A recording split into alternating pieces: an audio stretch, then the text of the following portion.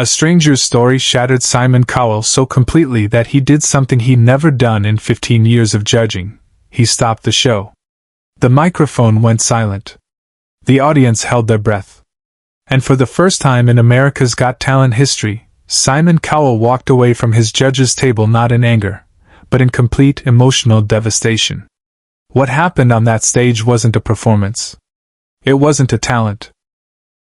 It was a moment that would change everything Simon thought he knew about himself, about loss, and about the power of human connection. The stranger standing at that microphone had just told Simon a story about his own life, a story that Simon himself had never shared with anyone. Tonight you'll witness the exact moment when the world's toughest judge became the most vulnerable man in the room. And you'll understand why this single encounter would haunt Simon for months, reshape his entire approach to judging, and remind him that sometimes the greatest performances happen when someone simply tells the truth. The America's Got Talent stage was buzzing with its usual pre-audition energy. Cameras were rolling, the audience was warmed up, and Simon Cowell sat in his familiar position at the judges' table, that signature smirk already forming as he prepared for another evening of amateur performances and predictable sob stories. He'd seen it all before. The tearful backstories, the desperate dreams, the inevitable disappointments. After 15 years of judging talent shows, Simon had built an emotional fortress around himself. He knew exactly how to deliver the cutting remarks that would crush dreams while keeping television audiences entertained. But tonight was different. Tonight, something was about to crack that fortress wide open. The next contestant walked onto the stage with no fanfare, no dramatic music, no elaborate costume. David Chin was a soft-spoken 52-year-old accountant from Portland, Oregon. Average height, graying hair, wearing a simple button-down shirt and khakis. He looked like someone you'd pass on the street without a second glance. "So David," Simon began with his typical casual authority. "What's your talent?" David adjusted the microphone and looked directly at Simon with an intensity that was immediately unsettling.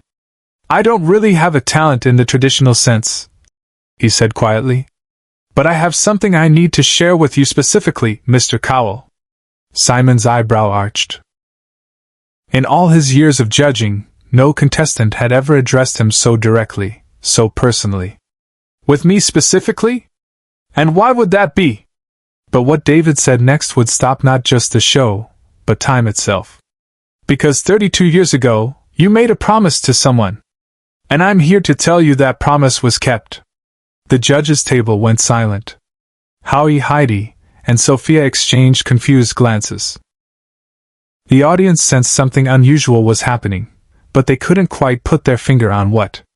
Simon's confident posture began to shift almost imperceptibly. "I'm sorry, what promise?" Simon asked, but his voice had lost its commanding edge.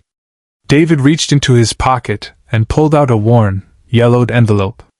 "This letter was written to you in 1992. You never received it because the person who wrote it died before they could send it. But they asked me to make sure you knew that what you did mattered."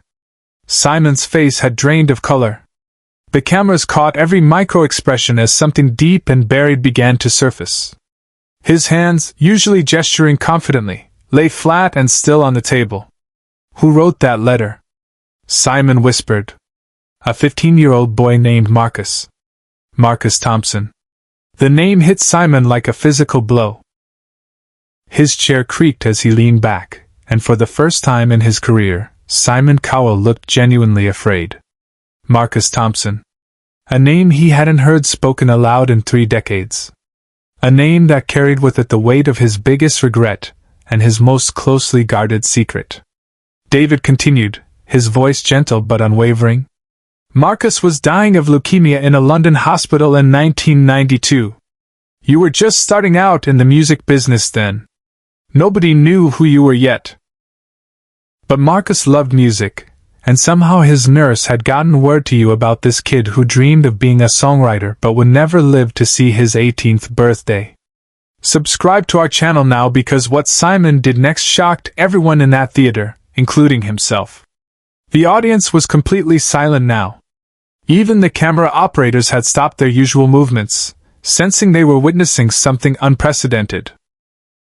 Simon's colleagues at the judges' table sat frozen, watching their notoriously composed partner slowly come undone. "You visited Marcus in the hospital," David continued. "Not for cameras, not for publicity. You spent 3 hours with a dying boy, listening to his songs, encouraging his dreams. And when you left, you promised him that music could heal people, even when medicine couldn't." Simon's hands were trembling now. "How do you know this?" he managed to say. "Because Marcus was my brother." Those 4 words changed everything. The revelation hung in the air like a physical presence, and Simon Cowell, the man who had crushed 1,000 dreams with surgical precision, began to cry. Not the practiced, camera-friendly tears of a reality show judge. These were raw, devastating tears that came from a place Simon had kept locked away for 32 years. The audience watched in stunned silence as their Simon, their reliably harsh critic, dissolved into vulnerability. "Marcus wrote this letter the day after you visited," David said, his own voice thick with emotion now. "He wanted to thank you for showing him that his music mattered. That he mattered. He died 2 weeks later, but he spent those last days writing songs because you had given him hope." The moment that followed would become the most important 60 seconds in reality television history. Simon stood up from his chair. The judges' table that had been his throne for so many years suddenly felt like a barrier between him and the truth he needed to hear. He walked around the table, past the cameras, past the production crew who scrambled to follow him, and onto the stage where David Chin stood holding his brother's letter. "May I?" Simon asked, gesturing toward the envelope. David handed him the letter with hands that shook with 32 years of waiting.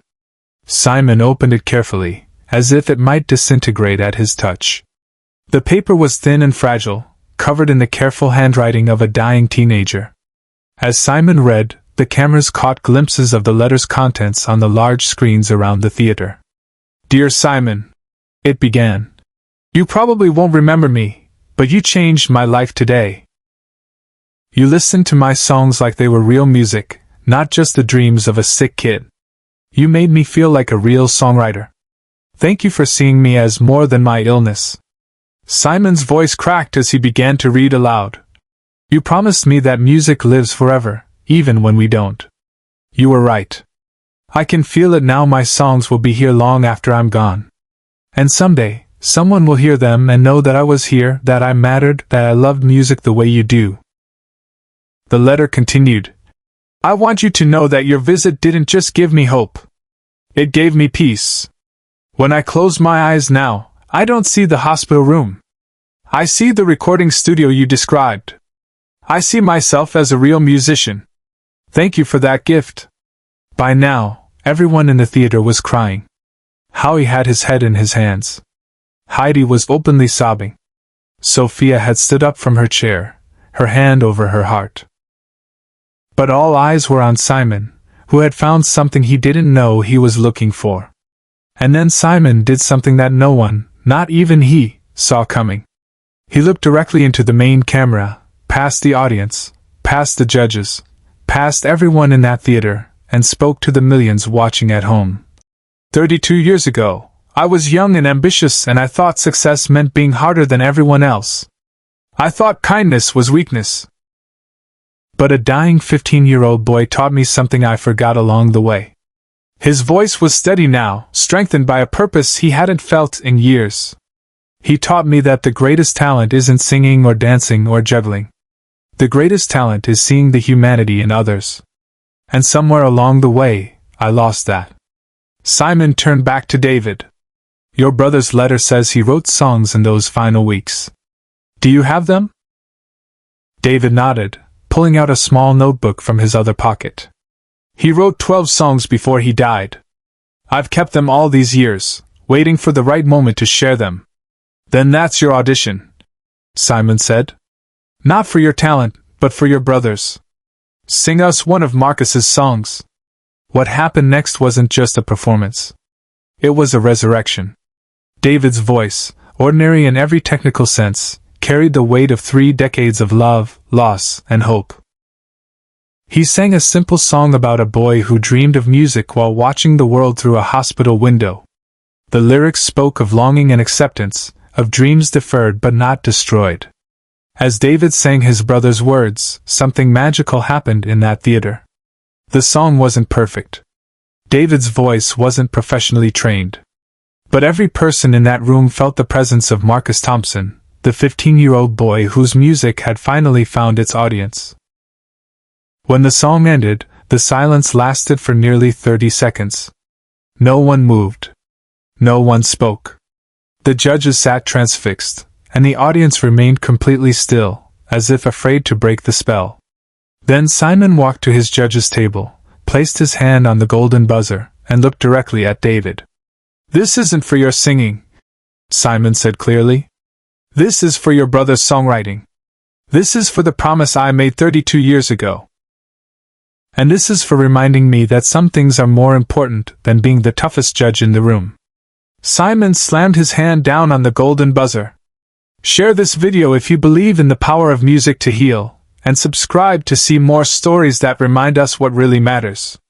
Golden confetti fell from the ceiling like rain as the audience erupted in the longest standing ovation in America's Got Talent history. But Simon wasn't watching the celebration. He was still on stage with David, still holding Marcus's letter, finally understanding that the most important performance of the night hadn't been a performance at all. It had been a promise kept. After the cameras stopped rolling and the audience filed out, Simon remained on stage with David for another hour. They talked about Marcus, about music, about the strange ways life connects us across decades and beyond death itself. David shared more of his brother's songs, and Simon listened to each one with the attention of someone discovering treasure. Before they parted that night, Simon made a new promise. Marcus's songs would be recorded professionally and released as an album, with all proceeds going to childhood cancer research. "Your brother wanted his music to live forever," Simon told David as they stood together in the empty theater. "Now it will." 6 months later, Songs from Ward 7 became a surprise hit, with Marcus Thompson posthumously becoming the youngest songwriter ever to reach the top of the charts. The album's success led to the Marcus Thompson Foundation, which has since raised millions for children battling cancer. But the real transformation was in Simon himself. Colleagues noticed the change immediately. The cutting remarks became constructive criticism. The harsh dismissals turned into encouraging redirections. Simon Cowell, the man who had built a career on being unmovable, had been moved by a story that reminded him of his own capacity for kindness. In interviews afterward, Simon would say that night changed everything for him.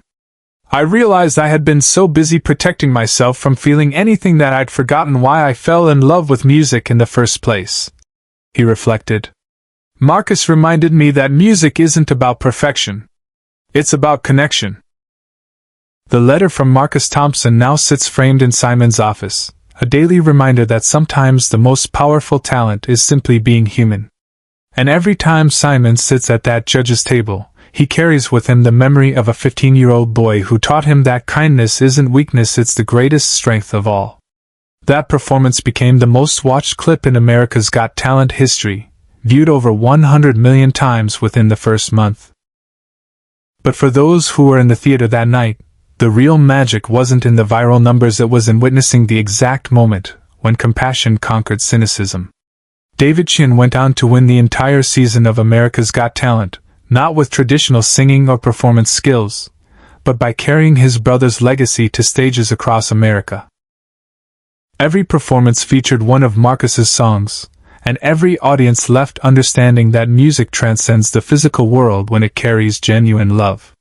The judges' panel was never quite the same either. Howie, Heidi, and Sophia all spoke later about how that night reminded them why they chose careers in entertainment, not to be gatekeepers of talent, but to be witnesses to the human experience in all its messy, beautiful complexity. Simon's transformation became the subject of documentaries, magazine features, and countless social media discussions. But he rarely spoke about it publicly, preferring to let his changed behavior speak for itself. When pressed by reporters, he would simply say, "A 15-year-old boy reminded me that the most important promises are the ones we make to people who can never hold us accountable." The Marcus Thompson Foundation continues to grow, funding not just medical research but music therapy programs in children's hospitals worldwide. Every year on the anniversary of Marcus's death, David Chin performs his brother's songs in hospitals, carrying forward the healing power that Simon had promised would live forever. Subscribe and share this story to keep the memory of Marcus Thompson alive, and to remind the world that behind every tough exterior is a human heart waiting to be touched by truth.